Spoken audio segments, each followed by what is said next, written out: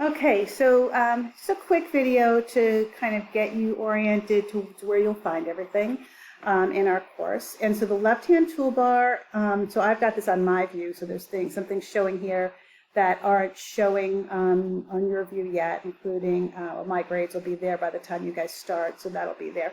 So so this top part is really kind of where you're going to be looking for, again, your textbook, your syllabus, and then this course modules and assignments page is here, and everything else you need besides your textbook and your syllabus is going to be on this course module page. And things will appear as they come up. So you're not going to be able to have access to the Introduction to Psychology and Psychological Research folder until we get to the 18th, and then at midnight on the 18th it'll open up so that it's available to you. And I know I've had at least one of you has asked me about being able to work ahead. This is not a self-paced course in the same way that a regular semester course is not a self-paced course. That the whole point is for you to be given ample time to engage with a set of materials so that you can master it and understand it before you move on to the next set, and that you'll be doing that at the same time that your classmates are. Your discussions are meant to be interactive discussions. And so they're meant to, you're meant to be looking at the material and posting questions and getting answers from other people who are there at the same time. Posting a question this week and getting an answer next week from people who are only on it then because you're ahead is not useful. And so we won't be doing that. And I know for some of you that, that may not feel convenient, but that is typical for how classes are set up, right? That they're not self-paced, and so we won't be self-paced either. And so, you're already in the orientation, so you know that you found this here after seeing my announcement. And so we won't go into that because you're already in that one. But let's look at, kind of what is coming up after that. So if we look at this Introduction to Psychology and Psychological Research folder, every chapter has a folder like that, right? So you can see that they'll appear to you as their dates come up, but you can see as you go through here that each chapter has a folder, and each folder is set up identically. So once you get used to it, it'll be very familiar. The first thing you'll see is you have the title of the chapter or of the content. You'll have the dates that it's available, so 12/18 to 12/20 will be visible to you, and then you'll have these bullets for each one. It'll tell you what chapters in the textbook you should be reading. It'll tell you that there's lecture videos to go with it. It tells you what the due date is for the quiz for this chapter, and when your discussion question and replies are due by. So all the due dates are there. And if we click on this, right, inside every chapter folder, it starts with chapter learning outcomes. And so after completing this chapter, you should be able to, these are really useful things. I mean, it's easy to want to skip over these, but they do correspond closely to what I'm going to ask you to be able to do on a test. So do pay attention to those, and then ask yourself how well you feel like you can do those things, so that by the end of the chapter, so that'll be a nice check for you in terms of how well you've understood the material. And then in each in each chapter folder, there will be videos. I try to keep the videos to under 15 minutes each, so that you can watch them in small bites and not get bored out of your mind.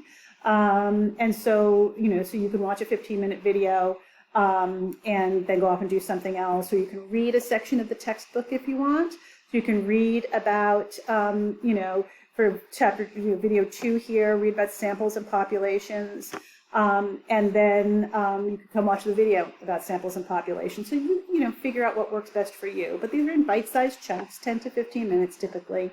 Most of them are YouTube videos. There's some of them that are a different format. They're a Kaltura video that comes with Blackboard, but most of them are YouTube videos. They'll operate the same for you. You'll click on them and you'll watch them. And they're me lecturing over PowerPoint slides. And then in each chapter, you'll also have access to those static lecture slides in case you want to print those out, or just download them to your device to look at as you want to, or to use as notes for studying, or whatever you'd like to do. Following those, you'll have access to the quiz. And again, it tells you when it's due. So due dates are all over the place. And remember, you can take that as many times as you want until you get the grade that you want on it, and they're worth 15 points. And then the discussion, so here, right, post whatever questions you have. In each one of these discussion posts, I tell you what to pay specific attention to. I'm saying that because there are things that are particularly important for you to understand in the chapter and things that are particularly important if you're going to succeed on the exam. So pay special attention to how well you understand populations and samples, data collection methods, as well as experimental and correlational research. Which means that, if you're posting a question, you should be asking yourself, do I understand population and samples? Are there things I don't understand about that? And posting real questions. Sometimes students will say, what if I don't have a question? I find it very hard to believe that any student would read the chapter and watch the lecture videos and feel like they understand everything 100%. And so often students who are delving more deeply into the material and are highly invested in how well they're learning the material have more questions. And that if you have no questions, I would worry that you're doing a more superficial reading or listening to the information.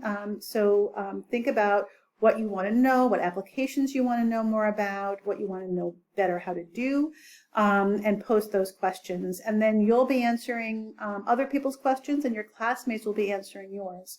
In terms of grading, if you make a good faith effort and clearly a well thought out effort to answer a question, that will earn you full points, even if I think there's something not quite right about your answer. I will, as you guys work, I will be reading your posts. I won't jump in to offer answers until at least one person has attempted to answer your question, unless we reach the due date. And after the due date, I'll go back and make sure everyone has an answer to questions. So I will be in there also. So one way or the other, you will get a good solid answer to the question that you've posted. And then in this first chapter, you have the first of these extra credit assignments that I've mentioned. And so this is worth 10 extra credit points. It's due on the 20th, which is when this chapter ends. And in this one, I'm asking you, right, to choose one of these 4 research questions. And then there's detailed instructions. Whenever you're submitting anything to me, you need to submit that as a Word document or a PDF. So this is a Dropbox, and so you'll click on that. It shows you the assignment, and then you're going to not write the submission. You're going to browse local files, and you're going to attach. Right, so you're going to attach your documents. You're going to write this on your computer, save it either as a Word document or a PDF, and submit it that way. Anything submitted not as a Word document or PDF, I can't use in Blackboard. I can't comment on it and grade it effectively. And then what you will get back from me is a 0 because it insists I put a grade on and telling you need to resubmit as a Word document or a PDF. So essentially, anytime you get a 0 from me, it means something went wrong with your submission, and you should look for the note in my grades that shows you that.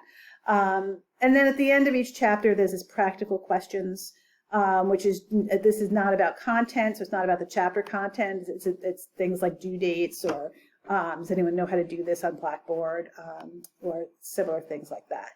Right, so you have all of these chapters, biopsychology, and then in between, and everything is going to be, it will eventually, as things appear, be in order. You'll have this article submission for the paper assignment, and I'll talk about the paper in a different video so that I can give enough attention to it without rushing through it now. So I'll have another video up about that. But the paper assignment is there. You can see here that you can see the exam. You won't be able to see it till it's time, but you do for each of your exams have a study guide and the dates of the exam as a reminder, all the way through to the end. So the upshot is the course modules and assignments page, except for your textbook and your syllabus, everything else is going to be on that page. You're going to access everything else of these chapter modules. There's nothing that will be due that won't be somewhere on this course materials page, and so this really is where you want to go every time you log into the course. Okay, so hopefully that was helpful, and then look for the third video on the paper assignment.